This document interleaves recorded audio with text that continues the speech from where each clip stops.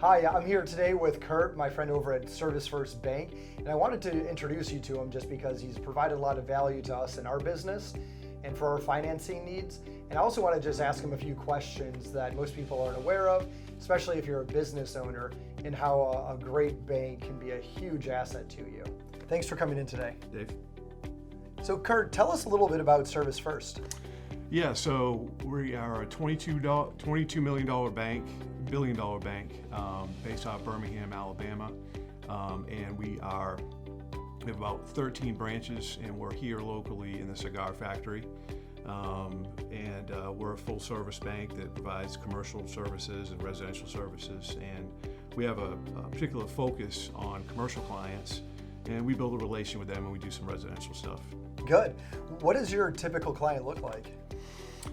Typical client is probably, they borrow somewhere between $2 and $4 million on the commercial side. They bank with us. There may be some opportunities residentially that we can help them with, but they may do anywhere between 10 and 30 million in gross sales, but typically small business owners. Do you mind just sharing a little bit about what kind of bank are you? I know you said that your asset class and how big you are, how many branches, but if you were to just kind of talk about what kind of bank you are, how would you define that? Well, I think that we're first and foremost a commercially driven bank. We provide a myriad of services, both commercially and on the residential side. But I would say that it begins with the business relationship, and it sort of trickles down to other products and services. For example, we're not the bank that's going to field a lot of home equity line requests or lot loan requests or retail requests of that nature. Now, if it's somebody that we've developed a relationship with commercially, they bank with us, maybe we've done some real estate with them, equipment, things of that nature, then we'll do some things that we wouldn't typically covet. So the kind of situation where folks are looking around to, maybe get the cheapest rate on an equity line or a boat loan or something of that nature, it's not really a fit for us. We're happy to do. We'll do whatever's right in the framework of what we're looking for, but it's always in the context of a commercial relationship. Yeah, that makes perfect sense. And with most business owners out there, the traditional banks out there can't accommodate all the things that they're looking for. So as you said, you have your wheelhouse of where you specialize, and with those relationships that you have with business owners where traditional banking doesn't really satisfy their needs, you're able to, and that's your expertise. Yeah, we're able to be a little bit malleable. You got two different worlds. You got the commercial world and the residential world. And I think that a lot of small business owners find that it can be challenging to get residential mortgages. It's just very black and white. It's very numbers driven in terms of debt ratios and things of that nature, which is that proverbial push-pull on the small business side in terms of what they're showing, and some of that is strategic tax-wise.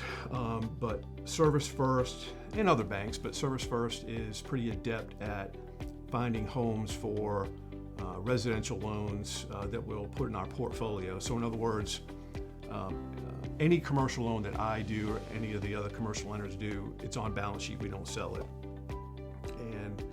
And for a residential loan for a small business owner that for whatever reason they don't fit in the box on the secondary, we'll find a way to see if we can help them. Now, they do have to underwrite to the normal standards, somewhere between 43 and 45% debt to income, and of course we have to underwrite it as if we were going to sell it, but at the same time we're a little bit less stringent on some of the underwriting. Maybe equity in, we can work with somebody on that front.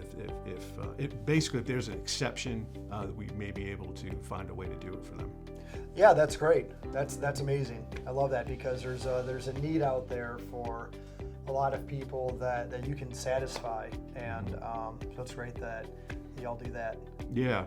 It's again, it can be challenging. I know that it's frustrating for a lot of people, and it's frustrating for us sometimes that we you kind of have your pre-recession world and the landscape today. You know, back in the day,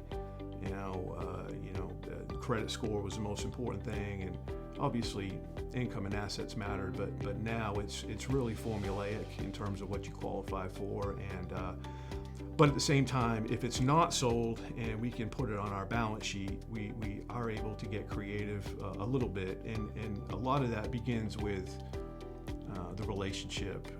If somebody banks with us on the commercial side, then we may have a little bit more, may be able to be a little bit more malleable in certain situations. Absolutely. And my experience in working with Service has been absolutely amazing.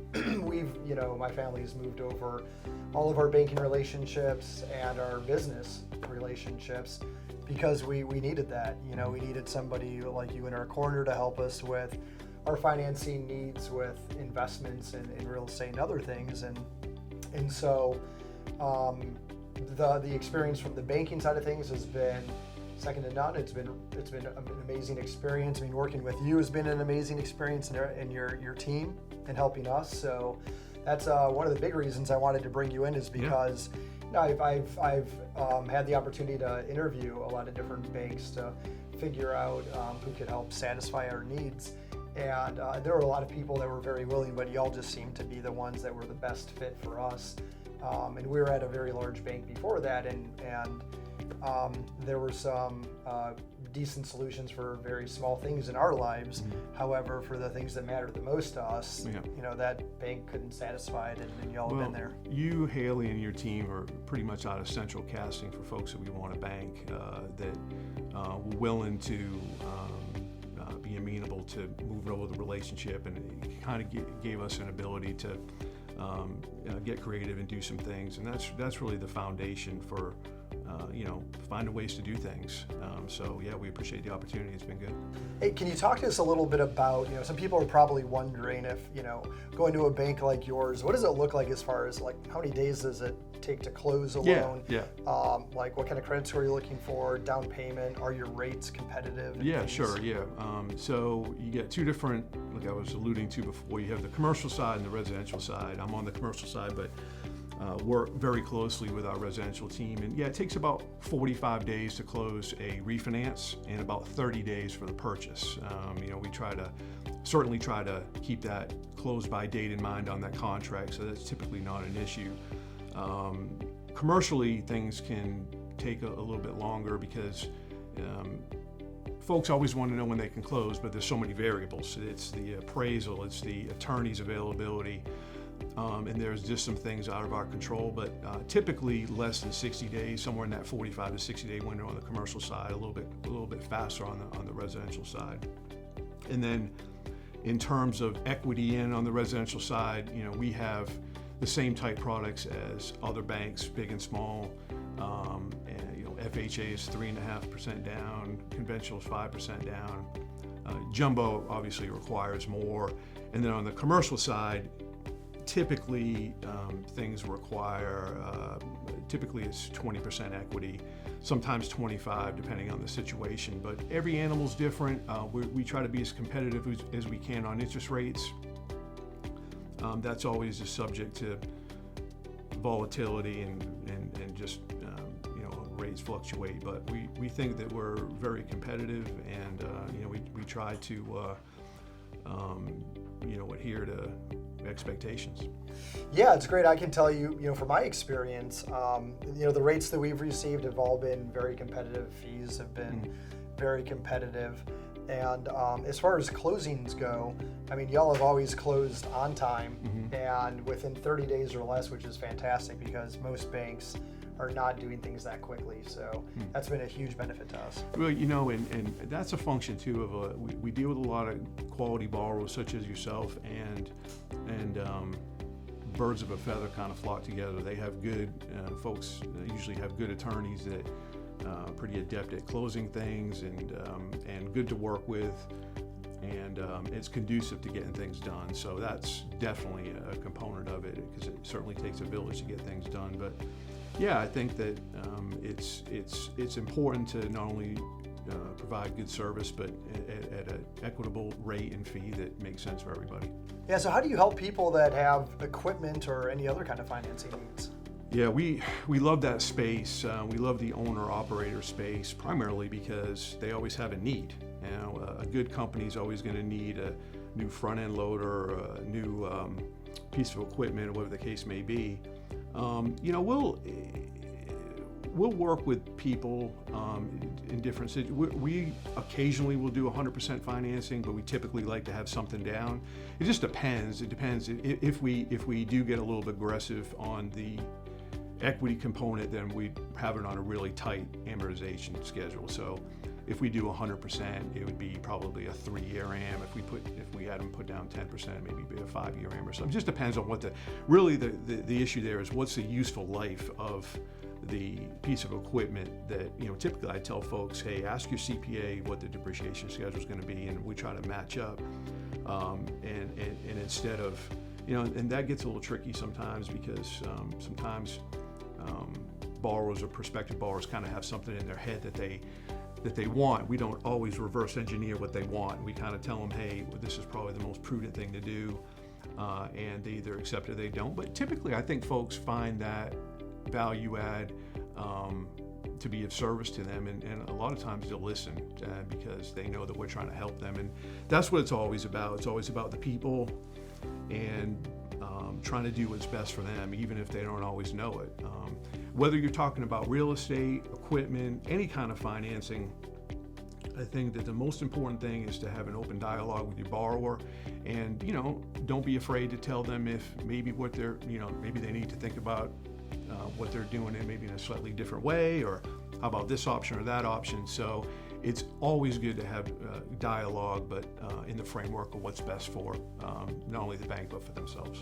I know that you mentioned that your typical client, you know, they might have a commercial building, 2 to 4 million or something like that, but what does it look like with your appetite for funding for commercial properties? Yeah, so being in Charleston, obviously there's a lot of commercial real estate opportunities. There are some things that we like more than others.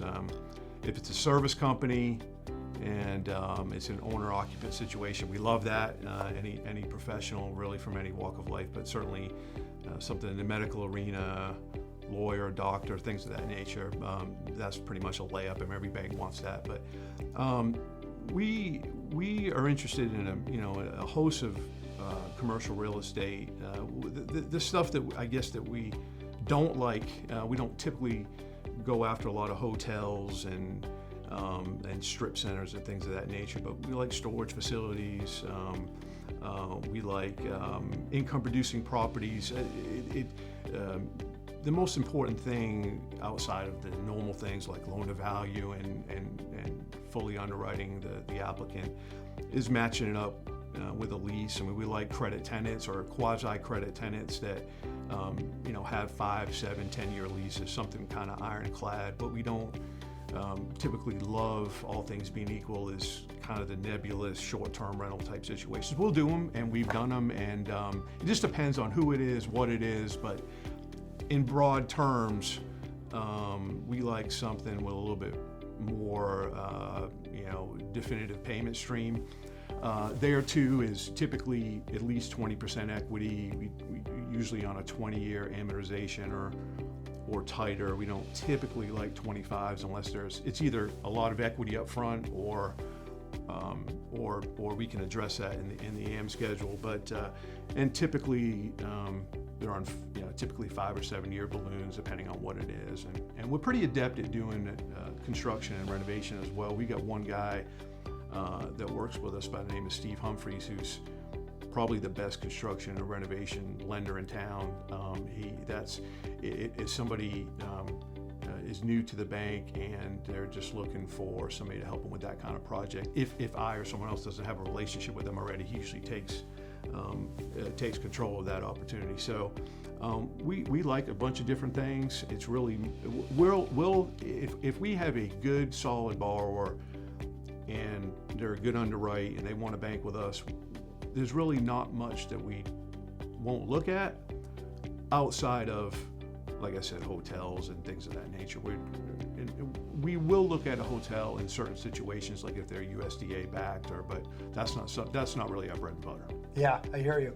Yeah, it sounds like you'll consider most opportunities, and it depends on the relationship that you have with the client and what that future relationship might look like also. Absolutely, yes. Yeah, this has been a wealth of information, not just for me, but I'm sure for other people, because I do get a lot of people asking me, that are business owner friends of mine or colleagues or clients, who should they be talking to regarding their banking needs and financing needs. And so that's why I wanted to bring Kurt in here and talk a little bit about ServisFirst and how big of an asset they've been to our business and our family. And so Kurt, how do they get in touch with you? Best way to get in touch with me is my cell phone, 843-818-8684. That's just, I have a hard line, but I don't even know what it is, quite frankly, because I'm always working on my cell phone, and either phone call or text, and then we can begin the conversation and see if there's something that we can help somebody with. And I just want to say too that it's been a great relationship with you over the past year plus, and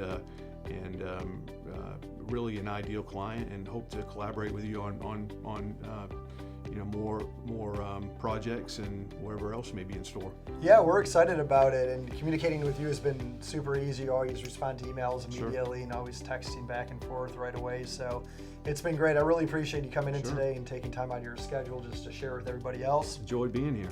Absolutely. Well, thanks so much. Thank you.